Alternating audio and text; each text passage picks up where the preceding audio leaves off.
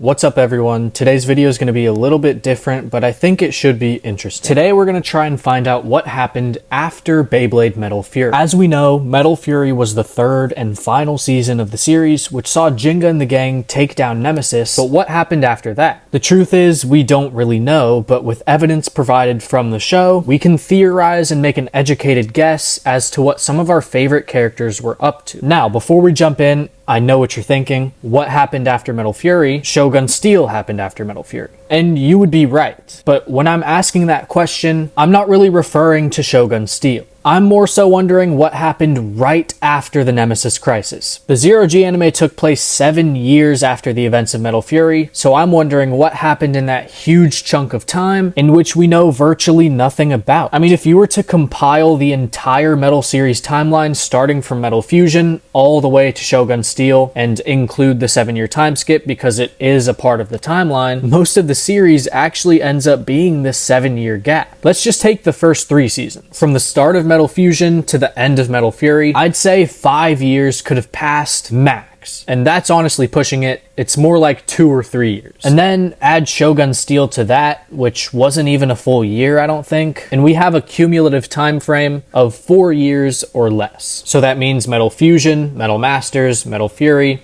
and Shogun Steel all together took up about 4 years. Again, maybe less. But then we just have a random 7-year time skip, which is longer than the duration of the entire series. Now, there's nothing wrong with long time skips. Naruto has one that's over 15 years. But the difference is we know a lot about what happened during that time period, thanks to light novels and even a movie. The Metal series, on the other hand, has a 7-year time skip, which we know literally next to nothing about. Our favorite characters like Jinga and Kyoya were just existing for 7 full years after Nemesis. Just imagine the amount of battles and tournaments that could have taken place in a 7-year time frame. So for this video, we're going to talk a bit about what really could have gone down during these 7 years. Let's start with what we know about this time skip. We know that Jinga and Kyoya had their final match, and the result of that could have its own separate consequences. If Kyoya loses or ties, he probably splits up from the group again to go train. We also know that the main core of Jinga, Kenta, and Madoka would stay together for a while, but eventually they would split up because they are doing different things in Zero G separately. We also know King joins Team Dungeon, but maybe he leaves after a while, it's unclear. The only reason I assume he might have left is because he wasn't in this frame. But hey, maybe he was just in the bathroom or something, who knows.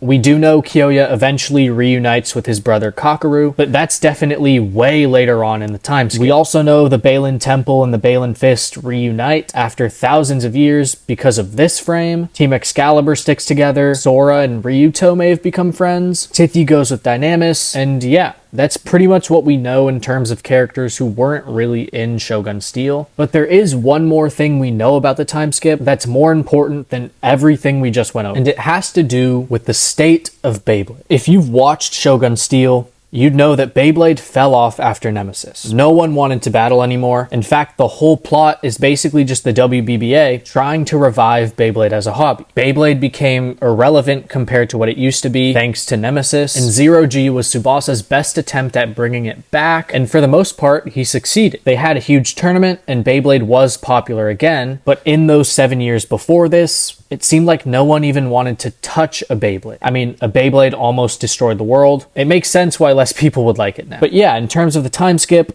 Beyblade as a whole fell off. So now that we've established what we know, let's talk a bit about what actually could have happened during these 7 years. After all, a 7-year time frame would make you think a lot could have happened, right? Maybe. Let's put it like this. Whatever happened during this time skip couldn't have been a massive event. Like, we didn't have another Nemesis or another Spiral Core situation during these 7 years, and we can say that with 100% certainty. Both Nemesis and the Spiral Core situation nearly ended the world, and while 7 years is enough time for another cataclysmic event to occur, it just doesn't work. Zero G is all about rebuilding Beyblade post-Nemesis. 7 years later, everyone is still so hung up on Nemesis. If another world-ending event took place after Nemesis during these 7 years, then Zero G would be focusing on rebuilding Beyblade post whatever new event just happened. But that wasn't the case. They were rebuilding from Nemesis. So we know the world didn't almost end in these 7 years like it has before, but besides that, the possibilities are endless for new characters, new matchups, and so much more. My best guess as to what went down during this time period is some form of the second Beyblade World Championship. It kind of makes sense. Another successful world tournament would likely rekindle some of the love for Beyblade that was lost because of Nemesis. And for some more concrete reasoning, at the end of Metal Masters, Ryo said training for the next World Championships would begin immediately. Obviously, it didn't quite pan out because Metal Fury gave us a whole different plot line, but it's still possible. We would have gotten the second World Championships in Metal Fury had the Star Fragment not fallen. I mean, it was literally the plan laid out by the president of Beyblade. So now that Nemesis has been sealed away, we can resume those plans and have our second World Tournament. It would definitely be interesting to have this tournament during the 7-year time skip, because that means we can include Metal Fury characters and maybe even some brand new characters. A lot of potential here for a second world tournament, but there is one limitation we do have to address. This second world championship cannot be as big and as popular as the first. Narratively speaking, these 7 years were an all-time low for Beyblade, so it wouldn't make sense if a tournament during this time frame was huge and popular. So it can't be a massive tournament, but it'll still be big enough to be entertaining. We can pretty much include every team from the original tournament, so Japan, China, Russia, Africa, USA, Brazil, and more. But honestly, I think one of these original teams should refuse to participate. Maybe after seeing the destruction caused by Nemesis, this team would quit Beyblade, at least temporarily. And I think the perfect team to play this role would be Team Excalibur. I chose them because first off, we needed to choose one of the main teams so people would actually care. And also, Team Excalibur was a top tier team in Metal Masters, but if they were to enter this tournament with the Metal Fury characters involved, they wouldn't do very good.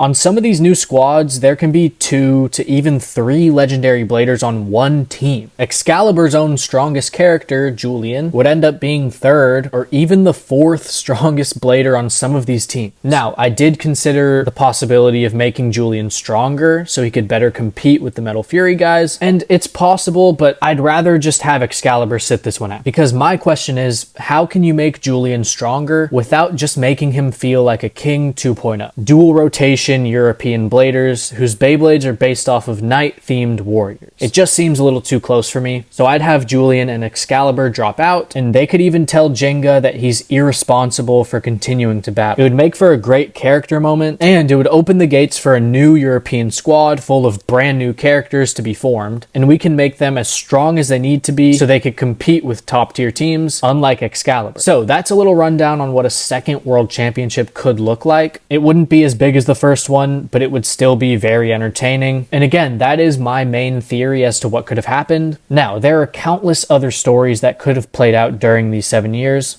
but I'm going to focus on just one more for this video, and it has to do with Ryuga. Of course, he disappeared at the end of Metal Fury, which would lead you to believe that he's dead, but we don't really know the truth. Most people I've talked to would say that he's dead, but still, a large part of the Metal Fight community would tell you that he survived somehow based on a theory. Personally, I'm split, but I see both sides. And some of those Ryuga theories make a lot of sense. But regardless of what we believe, if he really did survive, we would find out during these 7 years because he disappeared at the end of Fury. So we could potentially have seen the return of Ryuga during this time skip. I'm not exactly sure what he would do. We could probably lean on the manga for that because in the manga, he never disappears, and he's 1000% alive in Zero G. From the small amounts of Zero G manga panels I've seen, I do recall Ryuga having a conversation with Sakio. I don't really remember if it was just a brief exchange or if it was a whole sensei-student type thing. If you've read the Zero G manga, be sure to let us know in the comments, but let's take it back to the anime. Sakio did mention that Ryuga gave him his Beyblade, so if Ryuga was to return during the 7 years before Zero G, we could have him meet Sakio. We could even take it a step further further and say Ryuga trained Sakio after finding out he's half Dragon Clan, but maybe that's too out of character for Ryuga to go out of his way to train someone. To wrap things up, this 7-year time gap between Metal Fury and Zero G is very interesting to say the least. There is a ton of potential for so many fun adventures to take place, yet there are still some strict limitations and boundaries that would prevent anything too crazy from happening. So let me know about the possibilities I discussed in this video, and be sure to let me know what you think could have went down during these 7 years as well. Thank you so much for watching,